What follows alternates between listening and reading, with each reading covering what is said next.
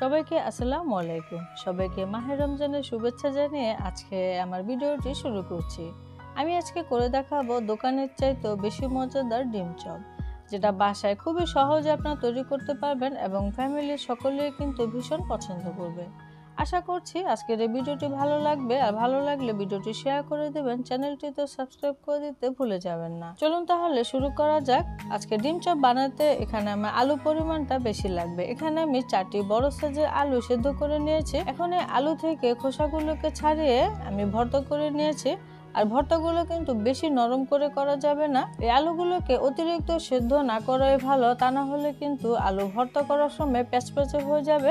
এই আলুগুলোকে খুবই ভালো করে ম্যাশ করে নিতে হবে, যেন কোনো দানা না থাকে, আর দানা থাকলে ডিম চপগুলো কিন্তু ভেঙে যাবে। এখন আমি আলু ভর্তাটাকে রেডি করে নিব। এখানে আমি হাফ কাপের কিছুটা কম হবে পেঁয়াজ বেরেস্তা দিয়ে দিলাম, আরও দিয়ে দিচ্ছি হাফ চা চামচের মতো ভাজা জিরার গুঁড়া, আর 1/4 চা চামচের মতো গরম মশলা গুঁড়া দিলাম, আর 1/4 চা চামচের মতো দিলাম আদা পাউডার।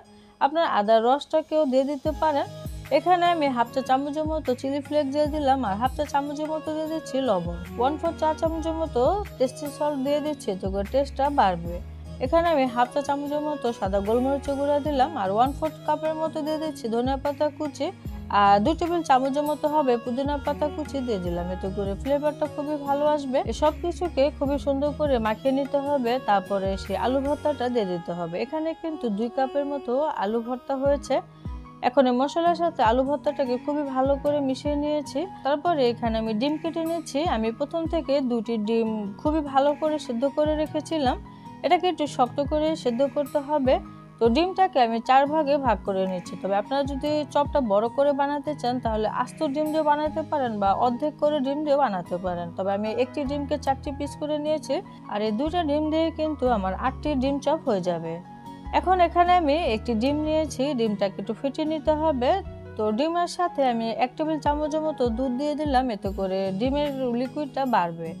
তো সামান্য একটু লবণ আর সামান্য একটু গোলমরিচ দিয়ে ডিমটাকে খুবই ভালো করে ফেটিয়ে নিতে হবে। আপনাদের ক্ষেত্রে যদি মনে হয় ডিম দিয়ে হয়ে যাবে, তাহলে ডিমের মধ্যে আর দুধ মেলানোর দরকার নেই। এখন আমার ডিম চপগুলো বানানোর পালা। তো আলুর মিশ্রণ আমি হাতে কিছুটা নিয়ে নিলাম। আলুর মিশ্রণটা একটু বেশি করে হাতে নিতে হবে। তারপরে হাতের তালুতে নিয়ে মাঝখানে একটুখানি গর্তের মতো করে তারপরে ডিমটা দিয়ে এই আলুর মিশ্রণটা দিয়ে ঢেকে দিতে হবে। তারপরে 2 হাত দিয়ে একটু চেপে চেপে আলুর ডিম চপটাকে রেডি করে নিতে হবে। আপনারা চাইলে এই আলুর ডিম চপটাকে গোল করে তৈরি করতে পারেন, তবে আমি আজকে লম্বাটে শেপ দিয়ে দিচ্ছি। এতে করে ডিম চপটা দেখতে কিন্তু খুবই সুন্দর লাগে। এখানে কিন্তু আলুর পরিমাণটা বেশি থাকে, এজন্য আমি আলুর ডিম চপই বললাম। একটি বানানো হয়ে গেলে আমি আরেকটি বানিয়ে আপনাদের সাথে শেয়ার করছি। তবে তার আগে আপনার ডিম হিসেব করে আলুগুলোকে যদি ভাগ করে নেন, তাহলে কিন্তু এই ডিম চপ সবগুলো একই সাইজের হবে। তো আমি সেরকমটাই করেছি।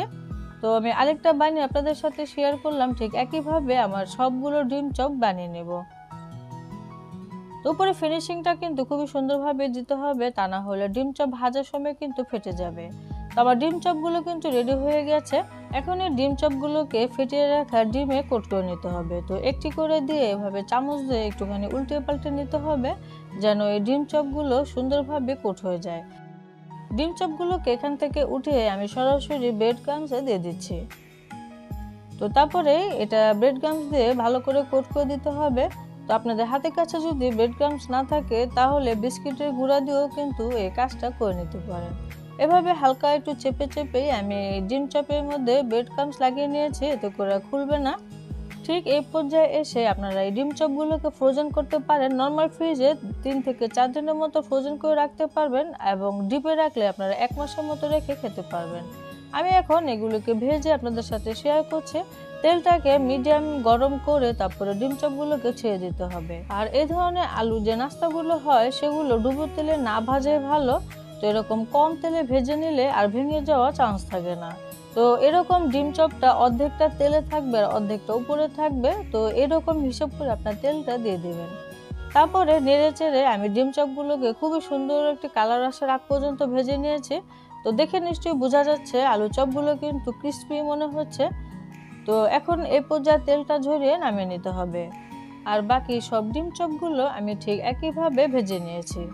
এখন আপনাদের সাথে একটু পরিবেশন করেও দেখাচ্ছি আমার ডিম চপগুলো কেমন হয়েছে। আমার ডিম চপগুলো কিন্তু একটাও ভেঙে যায়নি। এই তো এরই মাঝে আমার সবগুলো ডিম চপ কিন্তু রেডি হয়ে গিয়েছে। আর আমি এই ডিম চপকে আজকে টমেটো সসের সাথে পরিবেশন করেছি। আপনারা চাইলে চিলি সস, মেয়োনেজ এগুলোর সাথে কিন্তু পরিবেশন করতে পারেন। খেতে কিন্তু অত্যন্ত মজার হয়ে থাকে।